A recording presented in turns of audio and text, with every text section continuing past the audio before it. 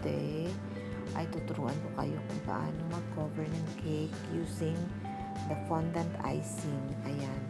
So, pag binili po natin yung fondant, especially po yung nakapack na siya, so matigas po yun. So, dapat na imasa natin siya hanggang sa lumambot. So, now, maglagay tayo ng corn flour. Bali, yung aking powder, guys, is 1:1. One portion of corn flour and one portion of icing sugar. Yung icing sugar po, kailangan pinong-pino. So, you can strain it for ilang beses para maging pinong-pino siya. Pero din po yung corn flour. So, yun yung ating pang-dust. And then, kung may makita kayong mga bubbles, using the, yung pin, yung tawag dito, yung piano yata, piano ang tawag sa amin doon. Or needle, tama ba needle? Yan. Pwede mong tanggalin using that needle, yung mga yung mga bubble. Huwag mo lang siyang tusukin hanggang baba. So, alalay lang. Or kung may makita kang kahit na anong dumikit na like anything that dumikit sa iyong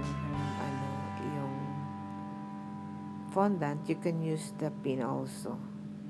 So, ayan. So, habang niro-roll mo yung rolling pin mo on your fondant, try to move it also from the surface or from your cutting board para hindi siya dumikit. So, ayan. So, guys, kaya pala ako gumamit ng gloves kasi for hygiene purposes, and not only that, I've been, pag baker ka, kailangan mo talagang mag-wash ng hand. So, nagda-dry na yung kamay ko, kaya nag-use ako ng gloves. And then, using your fondant smoother, you can smooth also para siguradong flat na flat. Especially na, syempre, gumamit ako ng pin to remove the bubbles. So, may mga mapupunit na na fondant. So, you can use also the fondant smoother to make it more flat. Ayan. So, make sure na hindi mag-flat yung iyong mag-stick yung iyong fondant sa cutting board. So, ayan. So, ilalagay na natin siya sa cake. Yung icing ko pala, guys, is Swiss buttercream. So, message nyo ako sa message section kung gusto nyo malaman kung ano yung recipe ko at gagawin ko sa inyo. So, now, guys, kailangan mo munang i-flat yung sa pinaka top ng cake para dumikit siya, and then on the yung parang sa alalay lang yung guys, yung pagdikit ng fondant kasi pwede mo siyang i-stretch ng kaunti, pero sobrang alalay lang kasi may tendency siya na mapunit dahil pag dumikit na siya dun sa cake mo, parang mababasa na siya, diba? So, may tendency talaga siya na mapunit. So, ayan. Idikit mo siya, pero sobrang alalay lang. Ayan.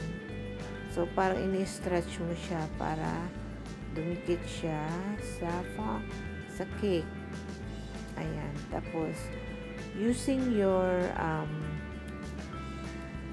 fondant smoother, smooth mo yung sa taas. Ayan. Medyo medyo mabukol-bukol yung cake natin, guys. Pero pag in-smooth mo naman siya ng matagal, magfa-flatten naman yan.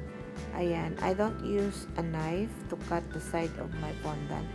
So, ginagawa ko, guys, pinipress ko na lang yung sa bottom part ng fondant using my fondant smoother. Ayan. So, diba, nakat na siya. So, ang gagawin mo, i-smooth mo talaga yung gilid. Masusmooth mo naman yung, guys, kasi yung icing natin, malambot. So, ayan. Ayan na yung ating pag-smooth. Smooth lang ng smooth. Ayan. Hanggang sa makuha mo na yung pinaka gusto mong Hanggang dito na lang, guys, ang aking tutorial on how to cover your cake with fondant icing. And follow nyo rin ako, guys, sa IG ko, sa Glynette's Cakes, at sa FB page ko, Glynette's Cake and Photography and